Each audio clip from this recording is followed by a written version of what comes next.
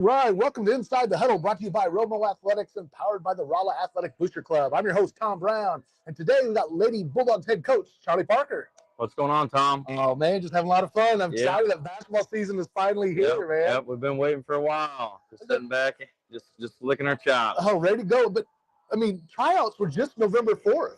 Yeah. I mean, it was just like, you just started. Yep, we're 9 days in. Today's day 10, and Jamboree tonight, and I was just trying to get everybody caught up and ready to roll, and see what we can do this year. Well, think about that. You had a, 25-4 team last year. Yep. Again, and you've had a lot of success here. You graduate 3 seniors that all went on, or 3 starters, seniors, that all went on to play college basketball. A 4th senior, Riley Bales, who went on and she's doing golf and track in college. So that's a lot of athleticism, a lot of players that you were leaving. But you're bringing back 2 starters. And you got to feel pretty good about just some of the other players that you had, like Cole Letterman or something like that coming back. Yeah, Corey Alcorn, she's going to Grandview, and I think she's redshirting this year, from what I've heard. And missing her at the point guard role this year, that's big shoes to fill. Reese Martin's at Evangel and started off her season having a great season. Led them in scoring the first game, and she played some productive minutes and doing great things, representing us well. Willow Gideon's out at Washburn. She's playing some good competition out there. Their exhibition games, they played number 13 K-State and in Kansas, and she's going to do great things. So she's just a player, and she's really those 3 girls are going to be really tough shoes to fill, because we lost between those 3, 35 points a game. And Riley Bales, she started for us a little bit last year, played a lot of minutes, and she's going to continue playing golf and running at William Woods, I believe is where she's at. And all those good kids are great kids. I really enjoyed being around them. I enjoyed coaching them, and I wish them nothing but the best on what they're doing now. So now looking at this year, you're bringing back you got Kayla and Riley coming back, Dodson as kind of your 2 returning starters. Yeah. And Kayla was an all-state player at Newburgh a couple of years back. Yeah. Again, both of them had really nice seasons. Kayla was a junior last year, right? She's a senior this year? Yep. She's senior this year. And Riley's just a sophomore. Yeah, she's just a sophomore and plays like a senior. Yeah. Both of them girls, they've really stepped up this year. We're not deep. We're going to have 7, 8 kids. And one of them coming out is Abby Creedy, and she hasn't played since her 8th grade year. So we're trying to catch her up. Extremely athletic kid, 2-time all-state softball catcher. 2-time all-state catcher, yeah. And we'll see what she does this year. That hasn't came out yet, but she's a great kid, and she's trying to catch up, and she's coming out and just working hard every day. But you have a Kayla and Riley leading us. Both of them girls they can light it up. I mean, they can play. Their IQ's great. Very good guards, quick guards. Kayla can really shoot it. She's added attacking the rim to her list of weapons now. She's got some schools looking at her. She's going to go on probably to the next level eventually. Riley Dotson. Riley has really came into her own over the summer. Kind of when she's seen those seniors leave, she's seen this my opportunity to really step up, and she's turned into a tremendous little player. She can go inside, outside, take you off the dribble. Just a great kid. Both of them are great kids, and I'm excited for them to lead us this year. But then following that, you have Mariah Watkins. Mariah Watkins, she's came into her own. She had a great season or this summer on her AAU team. Had a couple games this summer. She put up 30-some for her AAU program. But she's really coming on, really crafty guard for us. Quick hands, sees the floor well, can shoot it, does a really good job finding her shot off the dribble. Riley Ball coming out for her senior campaign. Riley is just one of them hard-nosed players right now. She knows and understands her roles, and she's hitting people on screens, and she's rebounding, and she's picking up some trash, and she's doing all the little things that I needed her to do, and she knows and understands and accepts that role. And she's such a great leader. She's positive, and she's constantly going out there and picking the girls up. Then we got Bryceland Swafford coming out. Bryceland battled the injury bug from her 8th grade year till last year. I think may have been her first full season with us. So she's still playing catch up as well, but she's coming out and doing a great job. Her defense, in these 9 days, her defense has taken a jump to another level, and she's doing a very good job defensively for us. And she understands her role too. She understands what she needs to do to help this team win, and she's accepted it, and she's going to be a big part of what we do as well. Like I said, and then you got Abby Creedy, and then we got a newcomer, Madison Hutton. Madison Hutton, she's going to play some varsity minutes this year. 5'10" girl, really long. She can shoot the three. She can take you to the inside. She's getting in there and banging a little bit, and finally seeing what the varsity level is going to take, and that's hard for a 14-year-old kid to jump from an 8th grade to, well, you've had one jump from an 8th grade, playing 8th grade 1 year, to now I'm thrown in with varsity kids, 18-year-old, young females, and it's hard, but she's accepting it, and she's doing a great job with it, and she's going to have a great season as well and help us out. Well, she was one part of that group of that younger class that you would play up in the JV division when they were junior high kids. Yeah. And they would battle and compete and hold their own, even coming up size. Yep. Yeah, she's been one that you kind of saw her when she was younger and the potential she had, and you saw the length coming on her. But she really evolved her game, like you said, so she can do a little bit of everything. Before it was kind of, she was kind of one-dimensional how she did stuff, but again, long arms, and that entire team seems like a team that's going to be in the passing lane for you defensively, which I know you like. Yeah, and actually, we're still gonna pressure a little bit, but we're running a more pack line type style this year because lack of size. And this summer, I found we was getting beat. When we get beat off the dribble, we was just a little bit late rotating to help, and so we kind of went a little bit more pack and doing a really good job of now closing out the gaps and closing out on the shooter. And we've really adjusted well to it. We've had some boys come in. We got a boys practice squad that's been coming in and helping us get better. Shout out to them guys, for doing that. But they've been coming in, and we've been doing a good job of containing them because they're a lot faster than us, a lot stronger than us, but they're not getting that direct drive. And that was what I was looking for. Good. So we are still going to pressure with some of the things we're doing, but we're going to pick and choose. We're going to pick and choose what we can do. I like that. Yeah, kind of when you need to get a little up tempo, cause a little chaos, you can do it. But if not, again, you kind of protect that lead, look for your offense to do what it needs to do. Yep. That's great. So tonight, man, we girls are in here get a little bit of practice before the Jamboree. So you got Licking and Waynesville coming to town just for a 3-team kind of a round robin Jamboree. What are you looking to see tonight? Because that's one of the things about the Jamboree, right? There's not a lot of pressure, chance to look, see how the kids are going to gel, looking for rotations. Yeah, and last year I didn't play in a Jamboree because I really hate giving up that extra day of practice.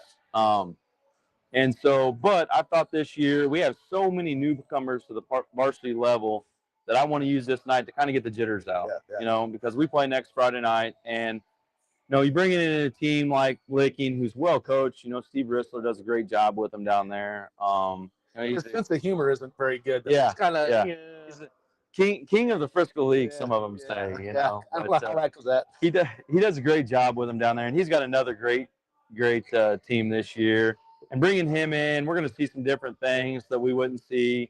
And then we're bringing in Waynesville and Katie Pritchard, who was at the Final Four last year, and she's a legend of Waynesville, soccer and basketball. I set all kinds of records at Drury, went to Final Four at Marshfield. Great coach, and she's got a good group of kids. And, I know that she's going to put a good product on the floor. So for us to see something like that right here, that's going to help. We can go back to film next week and say, okay, this is where we need to get better at, and give us some things to learn from.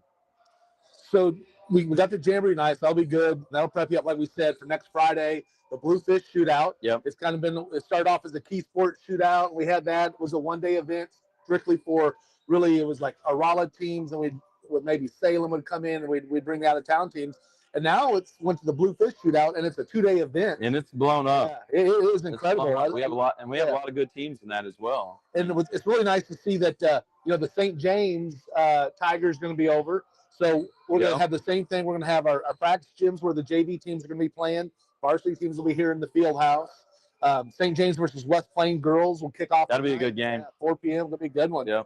Got the king of Four Rivers down there in Terry Wells. That's right. Terry Wells, man. That one kind of smooth. That left-hand jumper he's got too, man. Yeah. He has a little stroke in his game. And then on the boys' side, you got St. James and Herman. Again, Herman's got a nice player. They got some size on him. St. James. It'll be nice. That'll be at 5:30. Lady Bulldogs will be taking on Cap City at 7 p.m. And then the boys will finish off the Cap at 8:30.